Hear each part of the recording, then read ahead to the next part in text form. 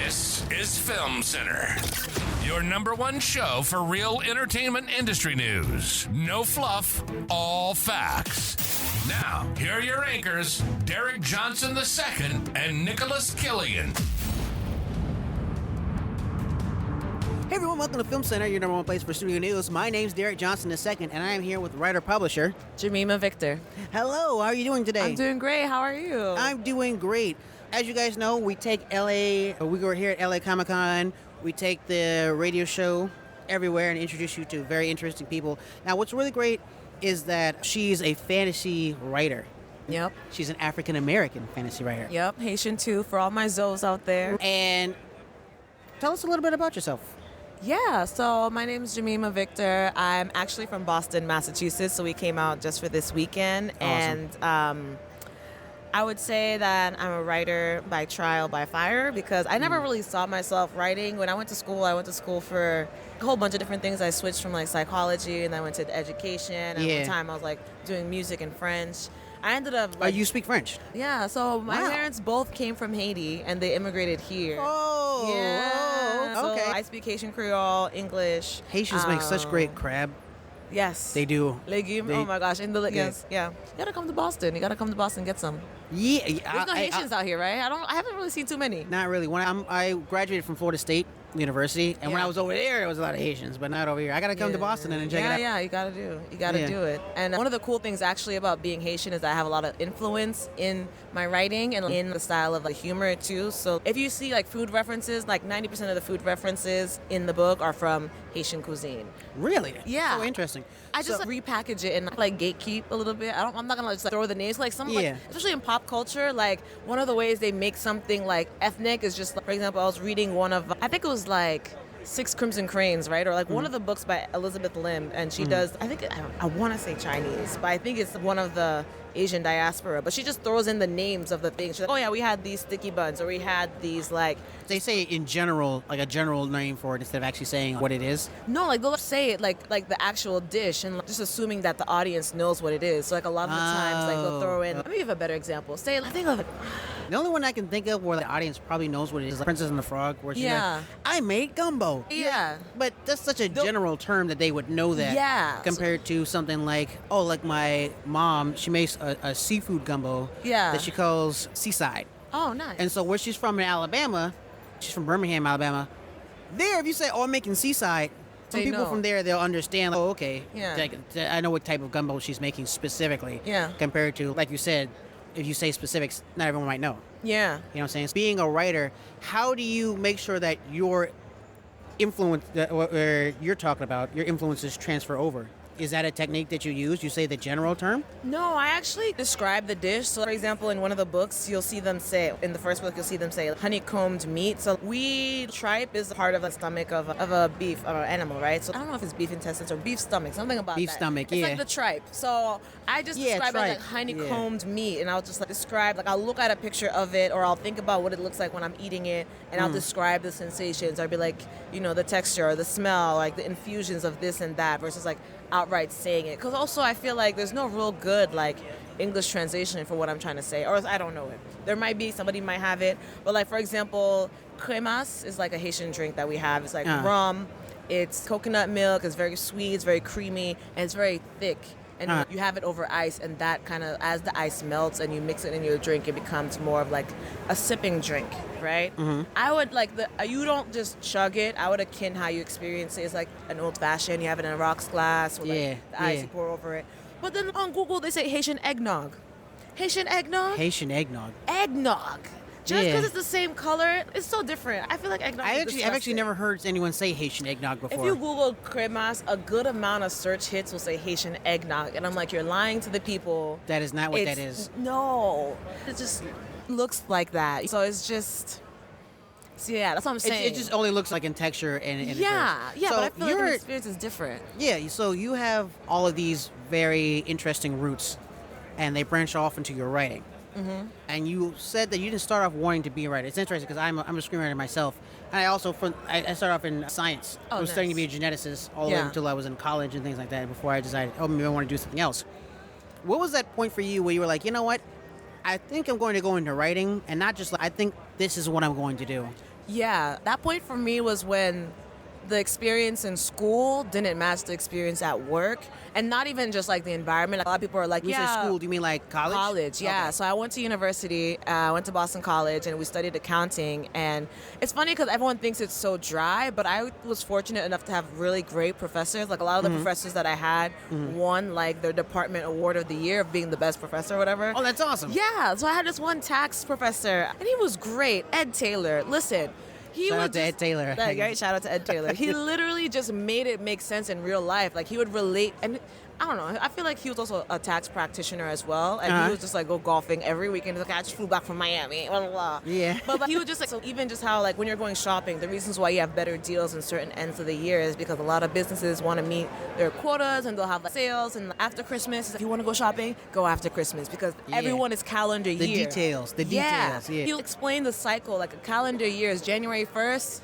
And to December. That's when, like, at December 31st, like, whatever sales, whatever money you make after that doesn't count for the year. Do you bring some of that accounting knowledge? Because you're running your own business here. Yeah. Do you bring some of that accounting knowledge, you think, into your own business? Yes and no. Yes, in the sense I know what I need to do, but no in the sense I don't do it. I just find someone to do it, or I put it off until I can hire someone to do it. I think with self-publishing, the hardest thing is that you're always juggling.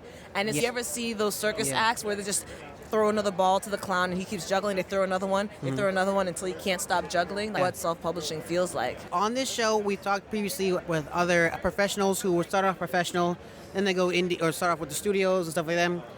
Then they might go indie because they see something they don't like over there, and then they go, eventually always go back to the studio, but with their new indie project and stuff like that.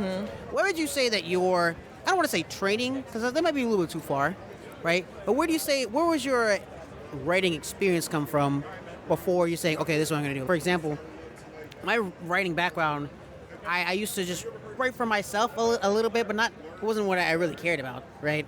And then when I actually started saying, okay, I'm going to start doing this, it came with screenwriting. I was in film school. It was a whole thing, right? For you, where did your experience with novels come from? Was it just straight up reading, or you were like, yo, did you take any classes or any training? Where like, okay, this is how you start writing? Yeah, for sure. So I like to read a lot, especially growing up. I devoured the whole Twilight series in like a weekend. I think the biggest thing for me is like if something captivated me, I just want to read and read. Right. But then high school, I feel like also messed up reading for me because it was like a lot of mandatory reading and I didn't like it. Yeah. And mandatory, like you like doing something until someone tells you to do it. And I feel like sometimes too, I feel like it's just like the way they like approach it. Because even I feel like senior year of high school, I started liking to read again because I always felt like overwhelmed. Like I felt like I had so much thrown at me. I would just cliff note everything. Cliff note everything. Like I just need to know the bigger picture. I need to know the why and where things are going, and I'll just finesse from there. So I feel like that part of me having to like finesse and try to take little things and make it together to make sense is what really fueled my writing, because I ended up APing out of English, so I didn't have to take English in college. But I'm just like, oh, I don't know how. But I feel like it's a lot of, it's because I'm really bad, but having to do things at the last minute and just having to like get these essays done. Because the thing is though, like my learning, because before I did accounting, I was psychology education, so it's a lot of writing, a lot of research papers, a lot of designing studies and breaking things down for people and just writing it up. Essays. Since you didn't always want to be a writer per se, where did that really start from? Or like looking back, because like me now that I'm older and I am a professional writer and things like that, and I write for studios and write movies and television shows and all this good stuff. I look back, even though I was like, I didn't want to become a writer until I was like 24. I'd never read a script before until I was like 24. I had done some plays and stuff like that. Yeah. But when I look back on my history, I'm like, oh, I made this newspaper comic book when I was in middle school that one time, right? Yeah. So everyone has that part. I did one too in middle school at that one time, Right. And so is there a time back in the past now that you're a professional writer, you're like, oh, okay, I see where this kind of came from? Yeah, I definitely loved journaling. I feel like I processed through writing. Like I would always just like, and it's funny too, because I always had an idea, like after I get through a couple of books of the hidden script, I want to do one hidden script book, one non-genre book, and like one of the ideas for a book that I had was like a dual perspective where you see the girl's journal and then you see her experiencing life. So that's where I always see myself processing things through writing. Or even like when I was like autographing a book, some guys like, oh, you really like to write, you put a paragraph in there, and I'm like, oh, I didn't realize that. I had a lot to say. So I think it's just like clues like that. And even in middle school, I used to like to make comics and stuff. I made actually a book and stuff, like a little like 20-page thing, like a little world and characters. I used to write jokes and things, and then I would force my artist friends to draw it. Oh, I'd be like, nice. oh, look, this is true. We made it was called Random World. We made this comic book. We took, I don't want to say still because that's not what happened. We took it out the printer that was in the homeroom and we folded it in half and stapled it in little comics. And you know what I'm saying? All those small things, they transfer over to who you are as an adult. However, there's not a lot of African-American fantasy writers. Even the writers that I speak to when in my own industry, it seems like the only thing Hollywood is greenlighting is either black pain when it comes to slavery or something like that, or drugs or gangster stuff. Yep. Or actually, that's really the main thing.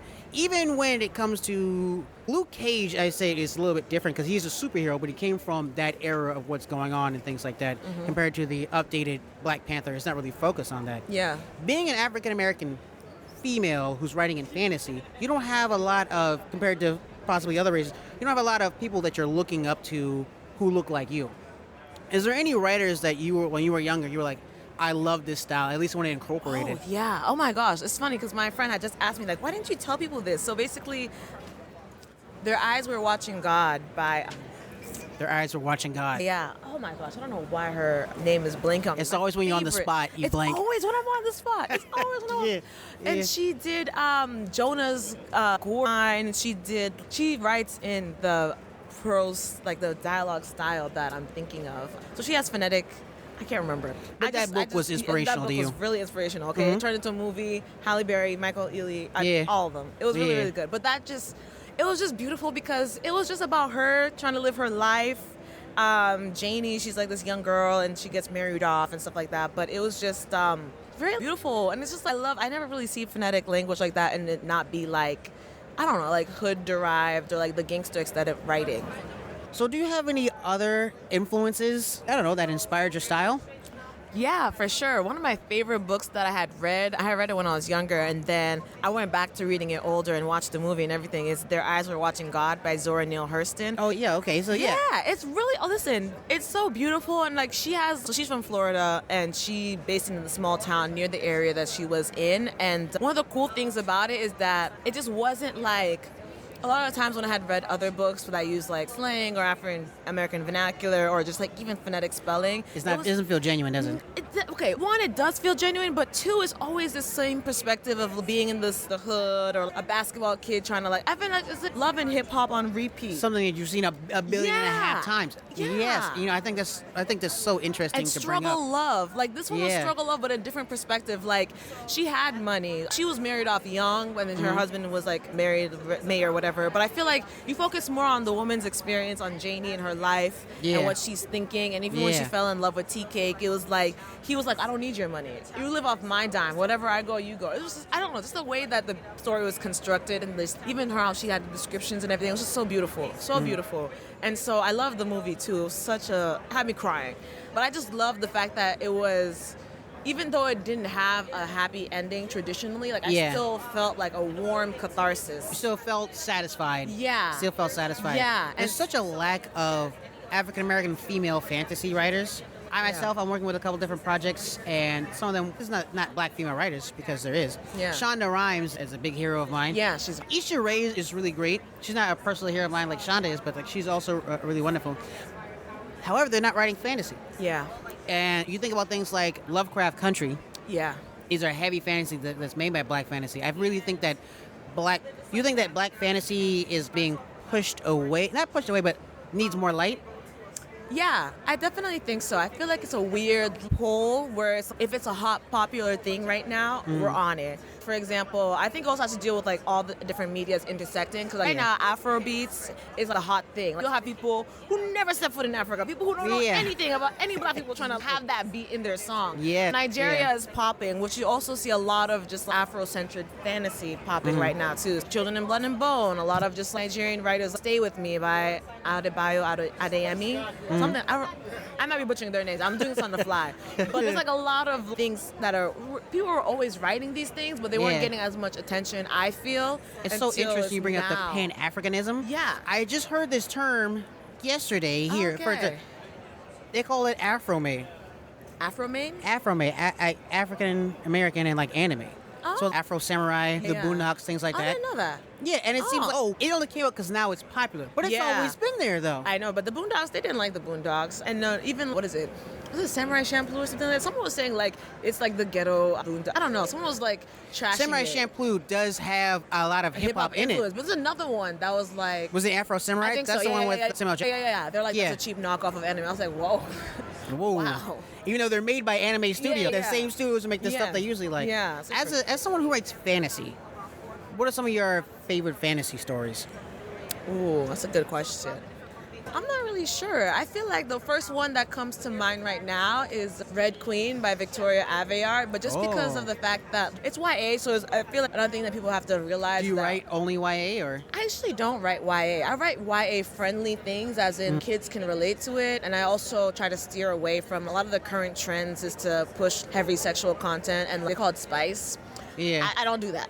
I try to tell people, I level people's expectations right now. There's no spice, there's none of that. But one of the things I really liked about it is just that I liked the characters. I like the pacing. It's like one of those things where I was like, I want to see what happens next. And it wasn't intimidating to approach. I feel like sometimes the fantasy books, the way that when you open it, it's oh wow, this is a lot. But it didn't really feel that way. And I just liked the feeling that I had throughout it. I don't think she has anything super graphic. I feel like another thing too, I'm like, I think it's weird for me. I don't really like a lot of explicit stuff in my reading either. Yeah. So I picked up a book and this girl was like dropping F-bombs and I was like, I'm just going to put this down. Do put it down real fast. Oh, yeah. I feel like that just takes me out of the story. And I know people are like, just because you're Christian doesn't mean you can't have swears. And I'm like, you couldn't even make up swears of your own world. You could have called him like, I don't know, you cockroach eating something. I don't know. You could have made something up too. I like that in my own writing where I try to be more creative than cursing. Not saying they don't have anyone who curses at all in any of my writing, but it needs to be because the character is simple-minded like that it wouldn't be as creative enough to come up with something else.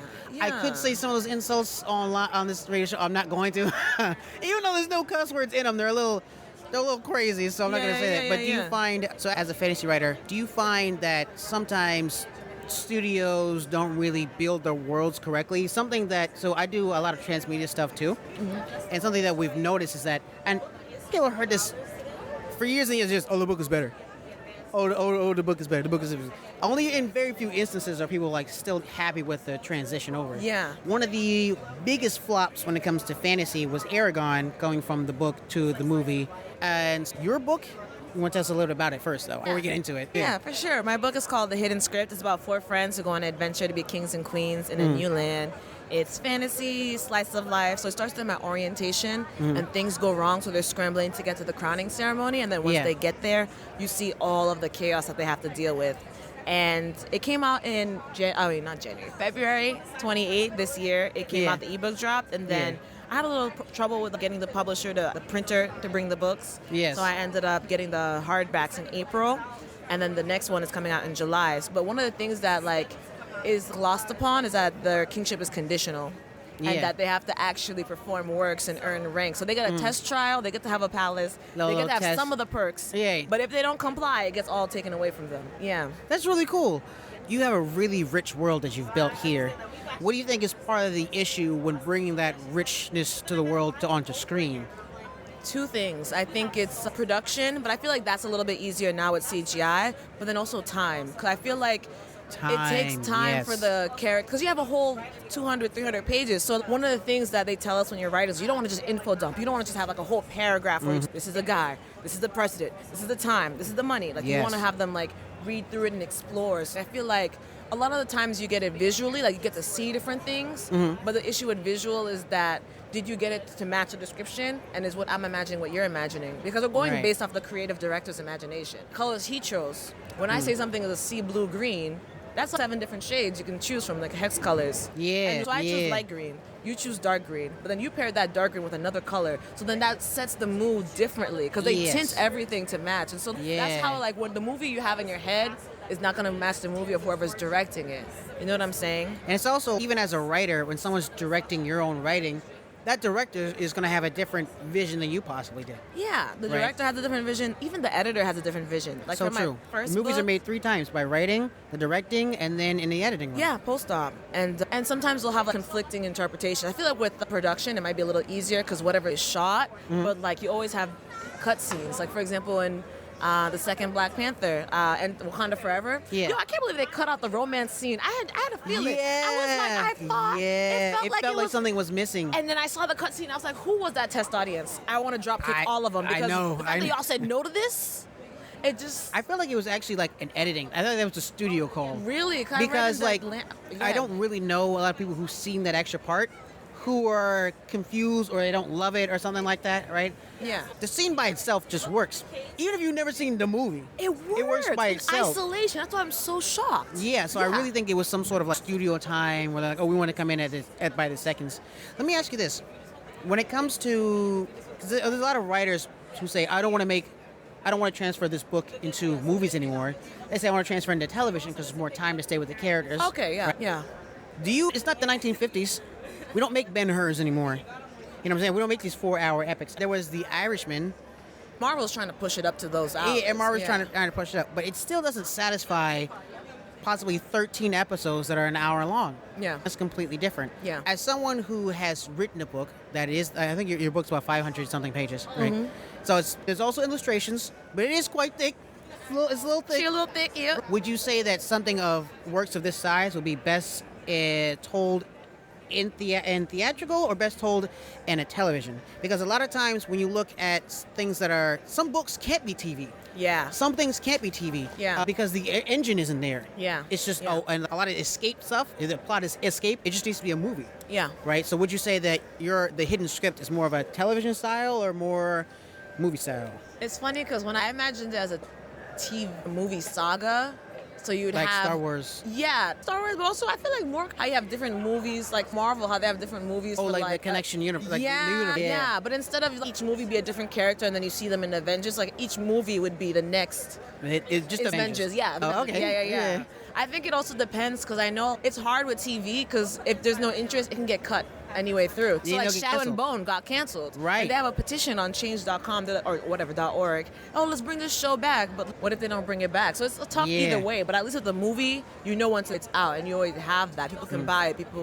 But then if you had a show cut halfway, there's no resolution. I tell a lot of creatives this, especially, I can't talk about it right now on the show because of NDAs, but I've worked with some writers where they've created something and now studios get interested and they want to make it and they're like, what does your first season look like? Studios always, they very rarely say, oh, we want one season. Obviously, a lot of times they want multiple seasons. They want one season to test it, right?